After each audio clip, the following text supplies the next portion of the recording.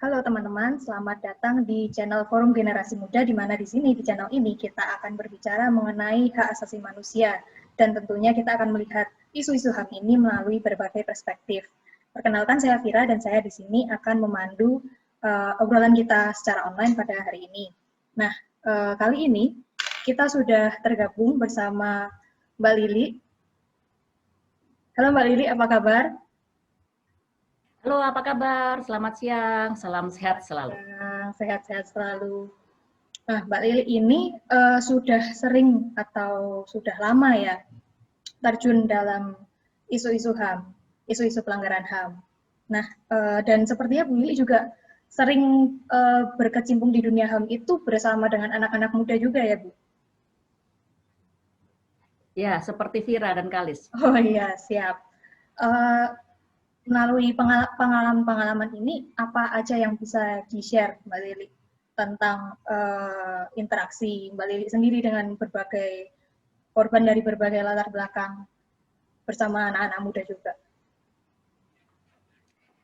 Ya, kalau terkait ini ya, terkait dengan pengalaman bekerja sama dengan anak-anak muda di isu HAM, pasti aku kasih yang senang-senang dulu gitu ya. Pertama sih senang karena selalu ada, ya saya senang karena selalu ada hal-hal baru, itu pasti ya, baru gitu, baik itu nama-nama baru atau apa ya, semacam sektor baru gitu yang dulunya tuh nggak pernah tergambar, kita akan berinteraksi. Misalnya anak-anak muda pegiat film misalnya, atau anak-anak muda yang di sastra, atau anak-anak muda teater. Sebelumnya kan sepertinya katakanlah jauh gitu, nggak terbayang bahwa kita bisa berinteraksi dengan mereka.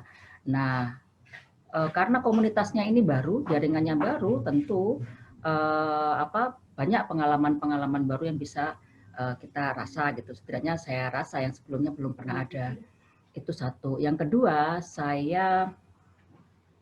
aduh, pedih ngomongnya ini. Saya sebagai orang tua, setidaknya ini kami juga jadi belajar banyak gitu ya. Belajar banyak. Pertama kita dasari dari persoalan HAM ini kan persoalan yang sudah panjang, terjadi jauh sebelum Vira dan Kalis lahir misalnya, tapi kita tahu kondisinya juga tidak banyak sekali perubahan. Nah, kalau kami kan nyaris apa ya, ketika berbicara tentang wacana, pentingnya sejarah diketahui oleh anak muda, perlunya anak muda terlibat.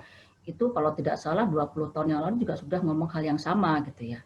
Nah, tapi semakin ke sini ya setidaknya setelah reformasi, setelah tahun 2000 ke sini gitu ya, kami menemukan berbagai cara-cara baru gitu. Tapi sebenarnya sebelumnya saya pengen bilang gini, karena ini komunitasnya baru, kayak saya gitu, jadi harus menyadari bahwa kita tuh harus tahu diri gitu, harus bisa menakar diri kita bahwa dengan anak-anak yang relatif dari generasi yang baru, yang mungkin jarang sekali terpapar atau bisa juga sama sekali nggak pernah terpapar ya. Bayangkan peristiwa HAM terdekat itu adalah peristiwa penculikan aktivis itu tahun 97-98 atau peristiwa Semanggi itu tahun 99. Bisa jadi juga anak-anak generasi ini belum lahir. Jadi jangankan melawan lupa, tahu aja tidak. Nah, hal-hal seperti itu kan tidak ada di kepala kami gitu. Jadi kita juga harus, maksudku aku dan teman-teman juga harus seangkatan ini harus belajar bahwa yang kita hadapi ini generasi yang baru yang sama sekali belum terpapar atau terpapar dengan tipis gitu, sehingga wajar cara mereka memaknai peristiwa tersebut. Kenal aja tidak, tahu saja tidak, apalagi diminta untuk memahami, diminta untuk berempati terhadap korban, itu kan sesuatu yang jauh gitu ya. Nah, akhirnya ya kita harus muncul dengan kesadaran itu. Satu. Kedua, sebuah perubahan zaman, perubahan generasi pasti mengubah cara berpikir, cara bekerja, teknologi juga berkembang sangat pesat. Nah, itulah yang terjadi pada generasi muda sekarang kan. Jadi ya kami ini harus cukup akomodatif, cukup bisa tahu diri ini berkembangnya jauh loh, sehingga ya kita harus bisa melihat itu semua gitu. Artinya saya cuma pengen bilang ada banyak sekali cara gitu. Saya pengen bilang gini, anak-anak muda dengan kesadaran sendiri ya, itu berhak bebas menginterpretasi apapun sejarah gitu ya. Maksudku jangan kita paksa-paksa untuk wah harusnya kamu harus langsung ikutan simba-simba, harusnya kamu. Nah, itu. Nah, kalau seperti itu kan susah gitu ya.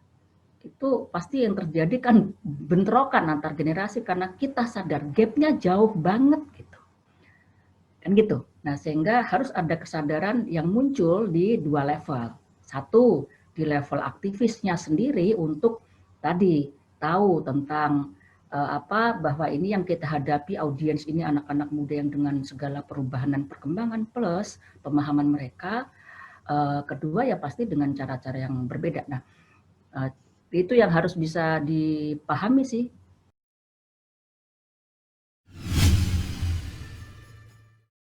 Nah, di lini yang kedua, anak-anak muda kan kita pengennya gitu ya. Buruan dong kamu pahami isu-isu HAM gitu. Buruan dong kan gitu. Karena apa? Selalu yang kita pegang apa? Zaman dulu nyari informasi tentang 65, tentang apa? Kekerasan Dom Aceh, tentang Papua, Timor Leste susah ya, informasi terbatas segala macam. Juga segala hal informasi seperti itu, apalagi mengakses korbannya nggak mau ngomong. Nah, kalau sekarang kan bebas. Kalau bebas, berarti kan sebenarnya mudah kan gitu asumsinya. Asumsi, padahal nggak juga. Dengan informasi yang makin berlimpah, itu kan juga tidak hal mudah untuk bisa membuat bisa memframing gitu. Kadang-kadang saya sering mendapat pertanyaan yang benar yang mana sih? Kok kata ini begini, kata ini kan begitu. Dengan yaitu dampak ya dampak lah dari sebuah informasi yang makin menggunung ya. Itu kan jadinya begitu kan, jadi harus memiliki perspektif yang sama dulu. Aku rasa di situ ya Vira ya, tantangan-tantangan. Kalau tadi ditanyakan bagaimana selama ini saya bekerja di anak muda itu kalau saya sih karena sudah muncul dengan kesadaran tadi bahwa ini anak muda yang lahir dari generasi yang berbeda, jangan dipaksa untuk langsung harus bisa memahami.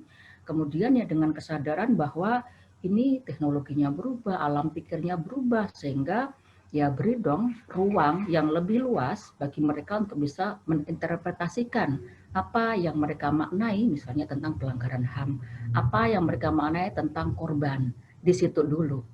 Dari situ, kalau sudah muncul, setidaknya dua pihak ini bisa komunikasi aja lah, gitu ya. Bisa komunikasi, saya maunya gini loh, saya maunya gini, yuk kita ketemu di titik yang mana, kita punya niat yang sama kok. Pertama kan harus ada batas ya, maksudku gini, sudah ketemu di kita sama-sama sadar kita ingin berkontribusi untuk bangsa ini dalam konteks pelanggaran HAM misalnya, itu dulu ketemu. Kedua, kita sama-sama mau kok membuka mata, membuka telinga untuk kita mau mendengarkan masing-masing begitu. Saya rasa itu cukup sebagai sebuah pembuka gitu. Nah, kalau diberi ruang ya, diberi ruang yang luas, itu saya rasa mereka juga lebih enak gitu loh, lebih bebas ya, lebih enak lah ya, lebih nyaman. Di mana-mana orang bekerja kan dasarnya nyaman dulu kan. Nah, kalau sudah enak, sudah merasa nyaman, kan jadi terpikir, oh iya, saya kayaknya punya ide nih bikin film pendek. Nanti aku launch di YouTube, aku sebar-sebarin tentang wawancara ke Simba 65 misalnya. Atau saya bisa memfoto ya, saya tertarik ke fotografi, tapi saya nggak pernah nih moto korban.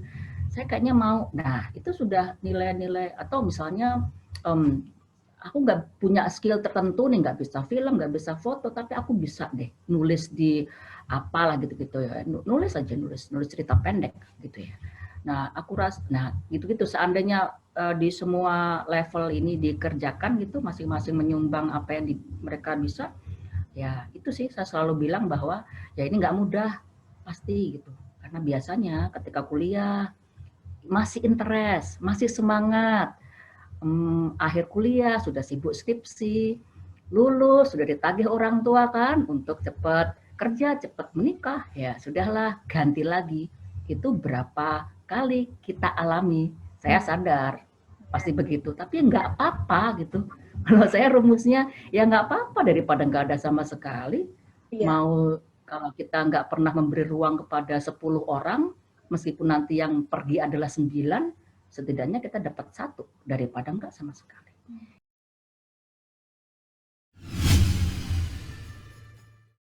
Ya, jadi sebetulnya peran yang bisa diambil anak muda itu macam-macam ya, dan itu tidak harus selalu intens. Oke, mungkin ini Mbak Lili, kalau di episode sebelumnya teman-teman audiens kan sudah mendengarkan sedikit cerita dari Bu Kastinah yang merupakan korban langsung, perempuan yang dulu sempat ditahan di beberapa titik dan salah satunya adalah di Pelantungan. Nah, dan di sharingnya Bu Kastinah ini juga Bu Kastinah sempat menyebutkan bahwa ada beberapa diskriminasi dan gunjingan yang dialami. Nah, kalau Mbak Lili kan sudah sering dan banyak bertemu dengan korban di seluruh Indonesia, ya nggak cuma di Solo, tapi juga di tempat-tempat lain. Dari interaksi Mbak Lili dengan para korban ini, apakah diskriminasi terhadap para korban ini masih ada sampai sekarang?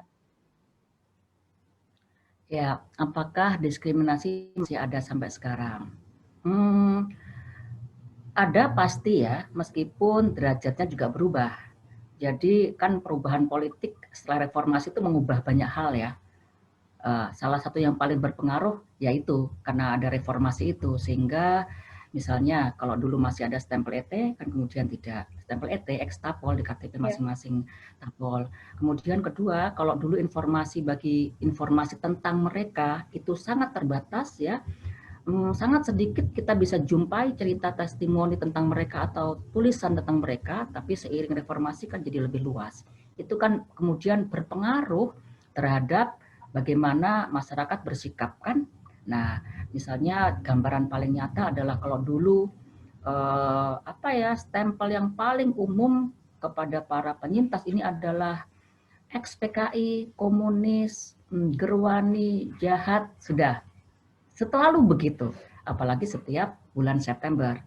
Nah, kemudian implikasinya adalah di lingkungan sosial juga berpengaruh, kan masih ada label-label itu, label-label yang kadang-kadang dinyatakan, disebutkan, oh kamu kan PKI, kamu kan seperti itu. Nah, semakin ke sini kan kemudian semakin berkurang.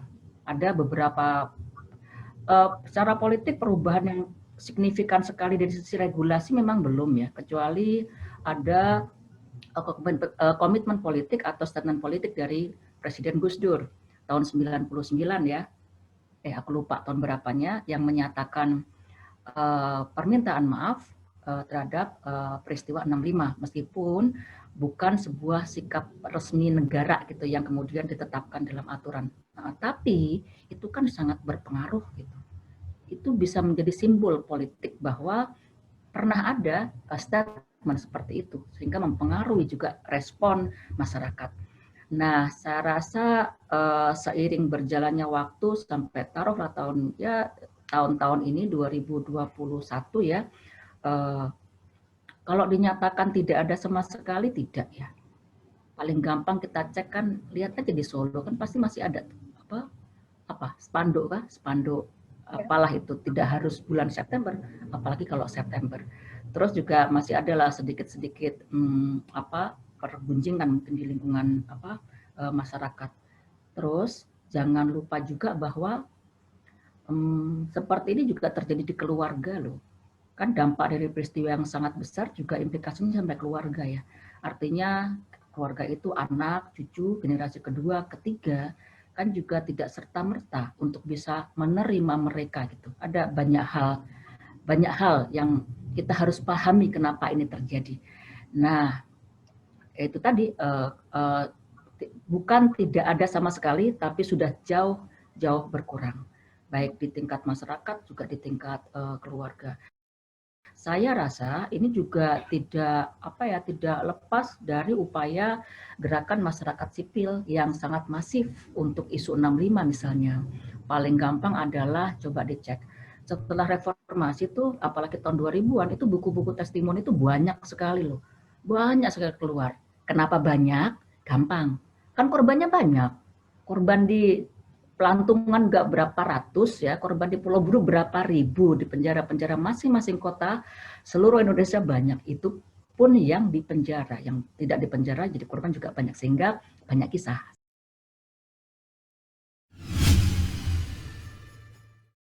Saya rasa titik tonggak yang penting juga kita catat gitu ya, kalau untuk di peristiwa 65 adalah tahun 2005, 2004 mungkin ya, itu ada pertemuan para ibu-ibu ekstapol, waktu itu digelar di Jogja, aku lupa itu pendopo apalah itu di Jogja ya, di Jalan Solo itu pertama kali keluarga ini, maksudnya para apalagi khusus perempuan ya, itu dikumpulkan se-Jawa Tengah, DIY dan sekitarnya di ruang terbuka, artinya bebas gitu. Terus juga ada liput media ketika itu. Nah, mereka bercerita tentang yang mereka alami ketika di penjara ataupun di kota masing-masing. Nah, itu bagi saya itu momentum yang besar, cukup penting, karena dari situlah kan ketemu simpul-simpul. Oh, ibu ini yang dulu nggak pernah mau datang pertemuan, ketemu. Kalau ketemu kan kemudian akan apa? Getok tular kan? Getok tular, ngajak, oh ada yang ibu ini, ada lagi ibu ini, dan lain-lain. Terus satu tonggak lagi saya pengen sebut adalah yang dikerjakan oleh teman-teman Sarekat Indonesia. Ya, itu di tahun 2003-an ya, waktu itu yang pelopori adalah Mas Imam Aziz, yaitu bagaimana membuat upaya rekonsiliasi di akar rumput antara korban dan pelaku. Mas Imam Aziz ini, kalau nggak salah sekarang masih ini ya, masih pengurus salah satu ketua PBNU ya. Nah, ini kan basicnya NU, yang kalau kita pelajari sejarah 65 itu kan seperti berposisi apalah berseberangan gitu lah ya dengan korban, seperti itu. Nah, yang dikerjakan adalah gimana di akar rumput ini terjadi rekonsiliasi. Rekonsiliasi yang kita maksud itu bukan rekonsiliasi yang resmi gitu, bukan ya, tapi setidaknya keluarga korban dipertemukan dengan keluarga pelaku. Ini rata-rata, ketika itu masih ada ya korbannya langsung, pelakunya langsung gitu, meskipun nggak banyak. Nah, ini kan dampaknya besar sekali, karena ini sebelumnya belum pernah ada dalam sejarah, juga belum pernah terbayang gitu bahwa ini bisa dilakukan, apalagi diinisiasi oleh Sarekat, diinisiasi oleh teman-teman dari NU. Nah, itu kemudian dampaknya adalah meskipun baru taraf awal ya untuk berkenalan gitu, saling bicara terbuka gitu ya. Dulu yang kita alami begini, dulu kami begini, sekarang dampaknya begini gitu. Terus kemudian ya minta maaf dua pihak ini. Tapi saya rasa ini adalah sebuah fondasi penting dalam tatanan sosial politik kita ya. Dan kemudian dampaknya ya yang sampai sekarang nih kita alami gitu loh. Maksudku kemajuan-kemajuan hari ini ya tidak lepas dari tonggak-tonggak yang diinisiasi oleh masyarakat sipil mulai tahun-tahun itu, salah satunya oleh Sarekat Indonesia.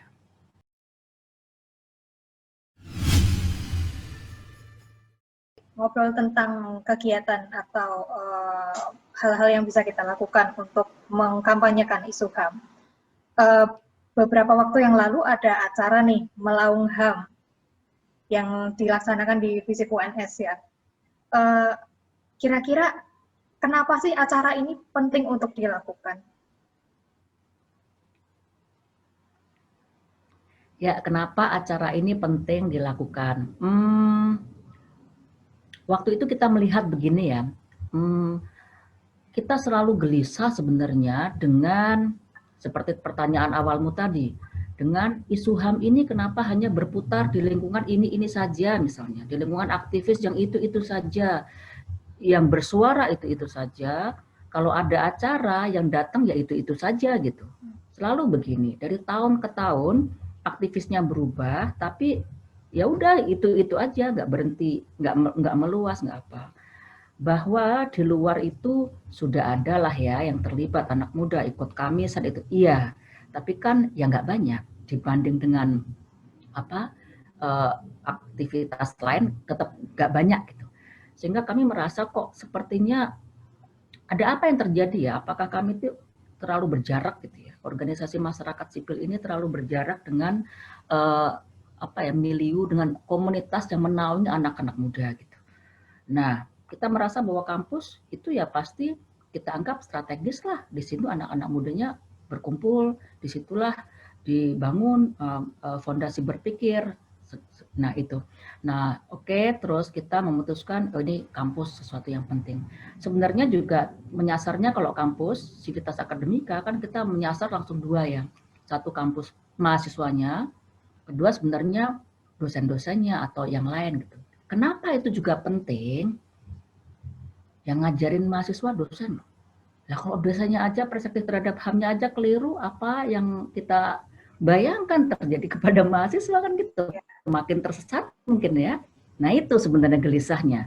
Kenapa kita juga bukan tidak sama sekali pernah melibatkan dosen misalnya, sering, tapi kan kerap kali hanya jadi narasumber, habis itu lepas. Nah kok kayaknya tidak ada ya sesuatu yang nanti agaknya bisa konstan gitu, Bu. Cita-citanya mungkin ya supaya setidaknya isu HAM ini benar-benar bikin melek gitu, bikin terbuka mata semua pihak bahwa ini tuh perlu banget loh dibicarain. Ini tuh urgen loh gitu-gitu. Kan itu harus muncul dulu ya.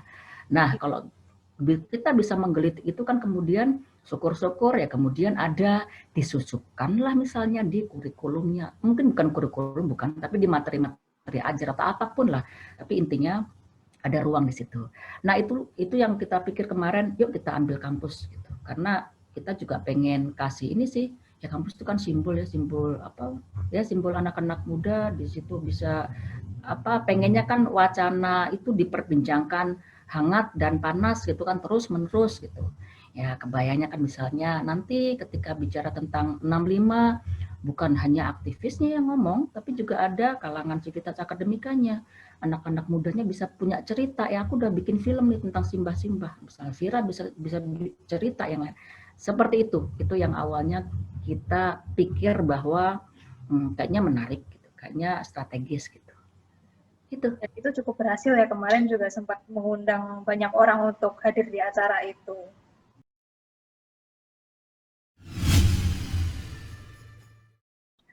Mungkin dari Mbak Lili sendiri ada harapan untuk anak-anak muda terkait ketertarikan mereka atau peran-peran mereka dengan isu HAM?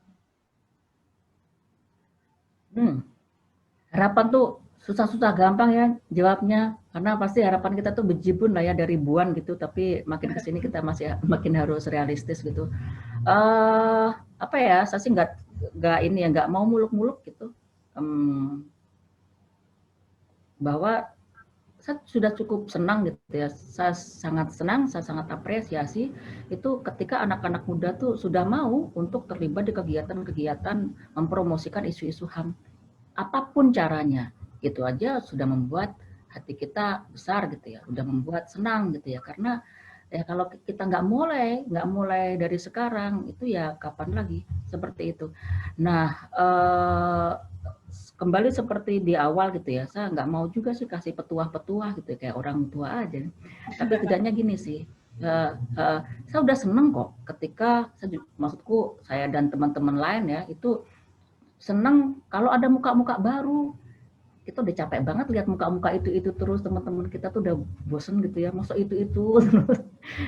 Nah kalau ada muka baru tuh kan seger gitu ya, bukan seger secara fisik bukan, tapi setidaknya ya fisik iya sih ya, tapi setidaknya kebaruan tuh kan paralel dengan harapan ya. Ada orang baru, berarti boleh dong kita berharap ada harapan baru gitu. Harapan baru, metode baru. Nah itu sih yang saya rasa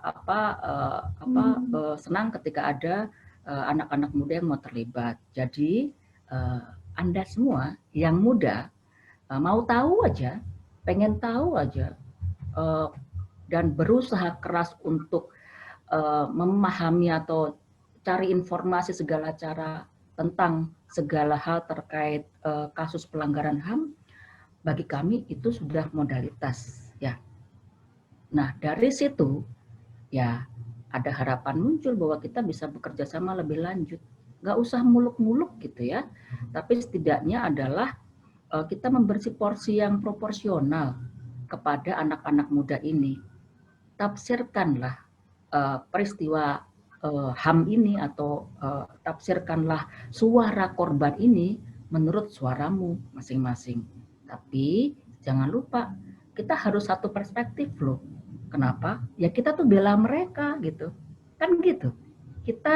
Kita bersuara untuk membela korban, untuk menyuarakan kebenaran.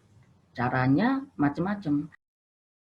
Saya sering ditanya gitu ya, apakah saya harus, wah langsung ibaratnya kalau berbicara tentang HAM, mereka harus tahu tentang undang-undang HAM, tentang kasus-kasus penyelidikan puluhan kasus-kasus HAM, harus tahu ini, harus tahu definisi ini, apa sih pelanggaran HAM berat, apa sih gitu.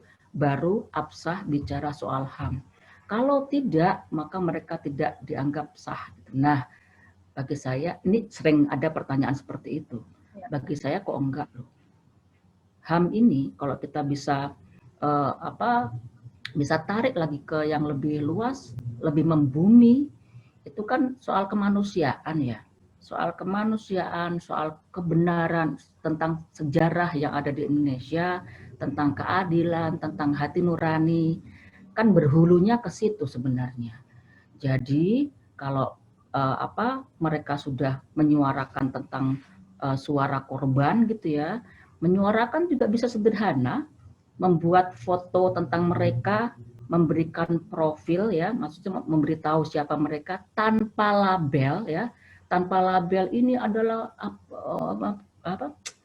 ex komunis yang tanpa label yang seperti itu, tapi kita bisa tunjukkan fakta yang benar dan suara mereka itu adalah apa sih yang sebenarnya mereka alami, apa sih harapan mereka saat ini. Nah, dan itu suara-suara itu bisa dimunculkan dalam berbagai medium, luas banget kok. Saya juga nggak ngerti ya apa yang bisa dilakukan anak muda. Apa sih sekarang ini TikTok yang lagi ini ya hits ya. Ya kayak gitu-gitulah ya. Nah itu udah membanggakan banget gitu. Nah sekarang ini kan zamannya apa? Influencer bukan ya? Zamannya influencer, zamannya selebgram, zamannya orang yang followersnya banyak, itu dialah yang punya otoritatif untuk bersuara, lebih berdaya jangkau luas, didengarkan gitu. Seandainya kalian-kalian ini adalah bagian dari ini, sisipkan aja dikit gitulah. Hai guys, misalnya bahwa di Indonesia ini ternyata nggak mulus-mulus amat loh. Ada misalnya contoh ibu-ibu yang 50 tahun lalu, bagi saya sesederhana itu, tapi ditonton oleh followersnya yang biasanya topik ringan-ringan, kan jadi buka mata. Buka mata aja, itu udah good. Gitu. Nah, dari buka mata kan kemudian baru tahu, oh ternyata kok ada ya korban 65 yang sampai saat ini masih susah hidupnya. Mereka masih, oh ternyata, atau kalau tidak mau itu mungkin terlalu mainstream ya kalau korban. Sekarang ada hal baru lagi, bukan baru, tapi perlu juga kita jadikan tantangan. Ada cucu korban, kalau cucu tuh mungkin malah udah tua-tua ya, ada cicit lah generasi keempat ya. Coba kita tanya, itu generasinya Vira tuh, cucu-cucu itu ya. Nah, generasi ini tuh juga menanggung beban loh atas sesuatu yang ditimpakan kepada kakek neneknya dan mereka sudah menebus. Kalau toh itu dianggap kesalahan tanda kutip ya versi negara, kalau toh dianggap sebuah kesalahan, mereka sudah bayar lunas loh. Mereka sudah dipenjara, mereka sudah disiksa, dipecat dari pegawai, sudah bayar lunas. Dan dampaknya sampai anak cucu. Coba tanya ke mereka-mereka ini. Aku yakin banyak banget ya. Misalnya di situs Ingat 65 itu kan akhirnya banyak kesaksian-kesaksian dari para cucu yang nggak pernah kita bayangin ada gitu. Misalnya, wah saya baru tahu loh kenapa simbah saya dulu selalu dibilang simbah sudah meninggal tapi nggak ada makam. Oh ternyata simbah itu adalah bagian dari korban 65. Kayak begitu tuh cerita yang berceceran di sepanjang jalan kenangan. Banyak di sekitar kita Ya, nah itu kalau kita bisa kumpulin, mungkin kalau yang korban terlalu mainstream, tapi para cucu, apa sih yang kau rasain? Apa sih kesanmu terhadap kakekmu yang mereka baru tahu sekarang? Saya yakin mereka juga baru dengar sekarang nih. Nah kayak gitu-gitu, itu kan lebih dekat Iya, jaraknya, alam pikirnya dengan kalian gitu ya. Saya rasa menarik. Jadi itu ada banyak hal, ada banyak medium, ada banyak kesempatan, dan jangan berpikir bahwa ini nggak mengubah apa-apa. Jangan berpikir bahwa ini nggak penting. Oh no, ini penting sekali gitu loh. Bayangkan aja misalnya iya, TikTok ada 100 serial, no, bukan serial, ada 100 yang isinya itu tentang apalah ya, apa gitu-gitu yang anak-anak muda sekarang. Diisi 2-3 konten aja tuh bisa mendistrak kepala orang, anak-anak muda kan. Wah ternyata kok ada gini ya. Nah dari situ lahir ingin tahu, ingin tanya lebih, ingin menggali informasi. Nah iya, itu kalau dari sisi apa teman-teman yang berkecimpung di isu HAM kan sudah bisa dianggap ini adalah bagian dari kalian ikut menyuarakan kebenaran. Begitu Vira. sebetulnya cara kita untuk mengkampanyekan Hmm. HAM itu simpel-simpel ya Mbak ya. Oh Bisa ya, banyak dilakukan cara. dengan simpel. Iya, Jangan mikir yang berat-berat dulu, iya, harus iya. riset, harus bikin film yang wow. Enggak sih, itu nantilah nanti. Tetap satu hal yang penting adalah untuk menyelaraskan antara generasi yang muda dengan generasi yang lebih senior ya.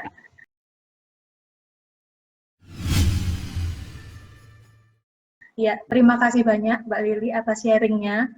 Mata kita jadi lebih terbuka nih mengenai peran-peran anak-anak muda dalam isu-isu HAM. Terima kasih banyak buat sharingnya, dan juga terima kasih buat teman-teman yang sudah menonton video ini. Jangan lupa, setiap minggunya kita akan mengupload video-video baru dan membahas tentang isu-isu HAM, tentunya sekali lagi melalui berbagai perspektif. Terima kasih Mbak Lili atas waktunya. Sama-sama Vira, dan salam sehat buat teman-teman Salam semua. sehat semuanya.